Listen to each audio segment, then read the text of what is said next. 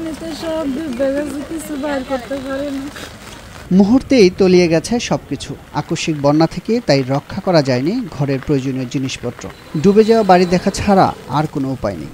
সংকট দেখা দিয়েছে খাবার ও সুপেয় পানির। খানা দানা খেতে পারতেছি না, তাও সমস্যা, চলাফেরার সমস্যা। ছেলে মেয়ে আছে, ছেলে মেয়ে আছে, এক ছেলে এক মেয়ে। কালকে দুপুরে খিচুড়ি দিচ্ছে এলাকা মানছে, আর ছাত্র দুটা কলা, একটা বন আর একটা পানি বোতল দিয়ে গেছে, আর একটা গ্যাস নাফার ওষুধ, আর একটা করে ছেলে এই আইসে। কুমিল্লার গোমতী নদীর দুই তীরের বাসিন্দাদের দুর্ভোগ এখন এমনই। কেউ কেউ হারিয়েছেন সবকিছু। পানি থেকে অল্প কিছু পণ্য রক্ষা করতে পেরেছেন কেউ কেউ।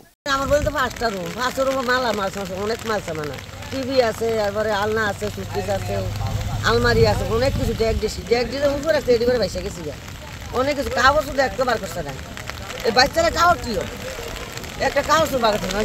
এমনি যে পারবো আর এমনি যে বাড়ি করে তল করবো আমরা, কখনো আমরা 6 জন লোক বার করছে পানির তলের থেকে, একটা মরা বার করছে আর একটা মরা বার করছে সামনের থেকে। কুমিল্লা পানি উন্নয়ন বোর্ড বলছে, অব্যাহত বৃষ্টি ও ভারত থেকে ধেয়ে আসা পানিতে ক্রমেই ফুসে উঠছে গোমতী নদী। ভাঙন দেখা দিয়েছে বেশ কিছু স্থানের বাঁধে।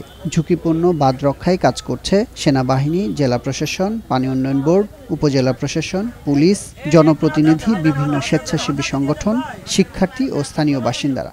ভারী বর্ষণ তো আছে, তার সাথে সাথে আমাদের যে পার্শ্ববর্তী দেশ ভারত, তার যে ডুমুরের বাঁধ, ওই বাঁধ খুলে দেওয়ার কারণে আজকে আমাদের দেশ হচ্ছে একটা ভয়াবহ বন্যার মুখোমুখি হচ্ছে। এই কারণে আমাদের যে বানবাসী মানুষ আছে তারা অনেক বেশি সমস্যার সম্মুখীন হচ্ছেন।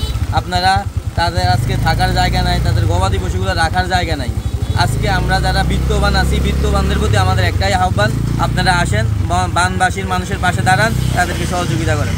কুমিল্লা জেলা ত্রাণ ও পুনর্বাসন কর্মকর্তা মোহাম্মদ আবেদ আলী জানিয়েছেন, জেলায় বুধবার পর্যন্ত 14টিরও বেশি আশ্রয়কেন্দ্র খোলা হয়েছে। বন্যা দুর্গতদের জন্য চাল ও শুকনো খাবার সরবরাহ করা হচ্ছে।